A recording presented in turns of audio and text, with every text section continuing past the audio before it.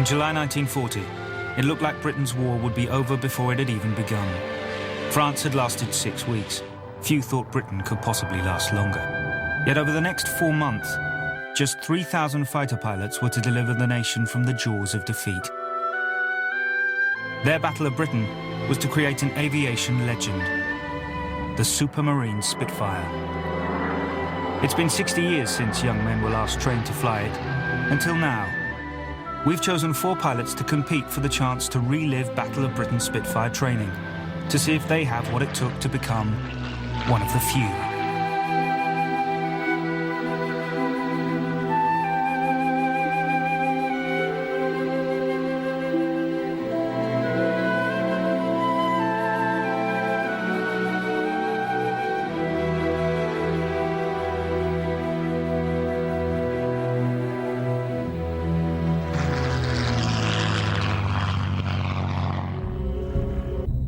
By July 1940, all the Allies who'd fought alongside the British were gone.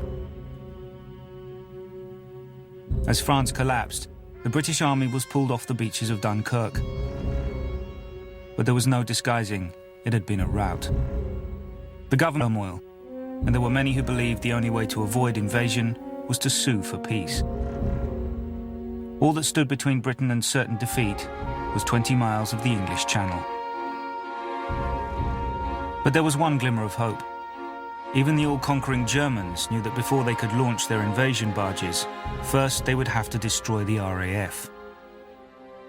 This gave Churchill one last chance. He staked everything on the RAF holding out. If Britain could resist the Luftwaffe until winter, there could be no invasion until at least the following spring. That might just be enough time to rebuild the army, or even draw the Americans into the war. But few on either side of the Channel thought the RAF were any kind of match for the fearsome Luftwaffe. Throughout the 30s, the world had watched in horror while the Germans built themselves the most powerful air force in the world. I think the attitude is slightly gung-ho, then we'll let them come. We'll fix them. They've decimated Europe, they've flattened Poland, and here they are over this country with their snotty-nosed fighters and their bombers, dropping bombs on everything and sundry, trying to get to London, bombing our airfields, bombing our villages, bombing our towns. You know, what right have they got to do this sort of thing? This Teutonic monster. As far as I was concerned, I was just a young boy who had every intention of stopping these bastards coming into my mum's backyard. And that literally was what I was fighting for. For the next 4 months, these pilots were to live in a world of nerves, exhaustion, and death. By Christmas, 1 in 6 of those who flew in the Battle of Britain would be dead. Fighter Command drew its pilots from all sorts of backgrounds, but what united them was not just the ability to fly Spitfires, but to go to war in them. 60 years later, the questions remain as pointed as ever. What did it take to fly a Spitfire in anger, with the fate of the free world resting on your shoulders? And what was the difference between just being a flyer and a fighter pilot? To find out, we've enlisted 4 pilots who reflect the makeup of the wartime RAF. Fighter Command drew its pilots from various sources, but its core was the pre-war regular RAF. So we've recruited a pilot just out of RAF basic training. My name's John Sweet, I'm 20 and I'm a pilot in the Air Force. I've just finished my elementary flying training, which is 60 hours worth of flying with the RAF. Then there was the Auxiliary Air Force, recruited from gentlemen's clubs and universities, the social cream, where the right friends and accent could count as much as your flying skills. To represent these pilots, we've brought in a member of Bristol University Air Squadron. My name's Ben Mosterby-Brooks, I'm 20 years of age and I have approximately 105 hours total on light aircraft. I started my flying at Bodmin Airfield on an RAF flying scholarship, and then I've recently been flying with Bristol University Air Squadron at Kilburn in Wiltshire. And finally, there were the enthusiasts, desperate to fly. In the 1930s, the RAF paid for young men to join civilian flying schools on the understanding they would enlist in the event of war. This force was called the Volunteer Reserve. and we've got 2 young private pilots to represent this branch of the service. My name's David Mallon. I'm 22. I'm from Manchester. As a civilian pilot, I've done the private pilot's licence. I've done 80 hours total time. My ambition is to be an airline pilot. My name's Christian Baker. I'm 21. At this moment in time, I'm working for myself. I'm doing a lot with exotic cars. I'm about 5 months now, but I've been doing about 5, possibly 6 hours a week. I'm somewhere in the region of 55, 56 hours, and thoroughly enjoying it.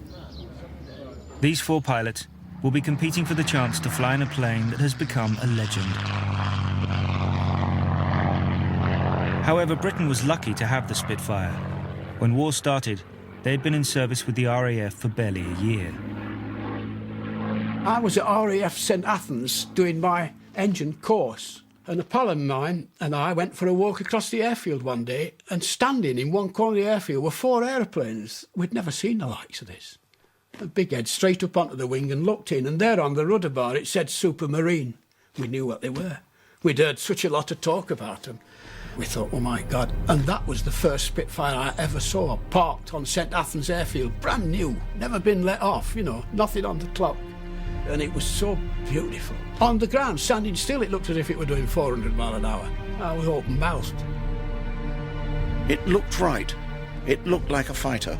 It was wonderful. It looks a beautiful, beautiful little aeroplane. Oh yeah, I wanted to fly one. I was jolly lucky to do so too. You're not flying an airplane, you've got wings on your back and you're just flying. It is a dream. It's rather like, you know, being a kid and being asked to drive a Bugatti with somebody else paying for the fuel, sort of thing. It was a wonderful thing. It's the most vastest airplane I have ever flown. I loved it. There are only a tiny handful of Spitfires still flying today, typically worth over £1 million each, and only flown by highly specialised pilots. So we've teamed up with Carolyn Grace, the one person who can give inexperienced pilots like ours the chance to fly a Spitfire. As well as being the world's leading female Spitfire pilot, she owns the only dual-seater still in operation. The Grey Spitfire is a very unusual Spitfire. In fact, at the moment it's really quite unique. It is the only remaining operational 2-seat configuration Spitfire from the war. It was a single-seat fighter during the latter part of the war. The Grey Spitfire is a Mark IX, built in 1944. It flew over 170 combat missions as a single-seat fighter.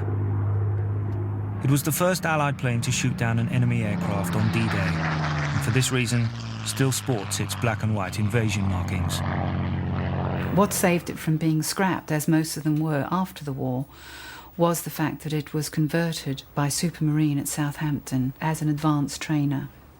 It was my late husband Nick's ambition from a very young age to fly a Spitfire, and he knew that he would never be given one to fly, so he acquired one from a museum in 1979 and spent 5 years rebuilding it. He was going to put it back to the single-seat configuration, and I said, no, I'd like a 2-seat configuration, please. And it was a wonderful, exciting moment when he first flew the aeroplane in 1985 with me in the back. And he went on to display the aircraft for another 3 years around the country and was well known. And then in October '88, he was killed coming home in a car accident. Having lost the person, I was determined that our children, Olivia and Richard, aged 4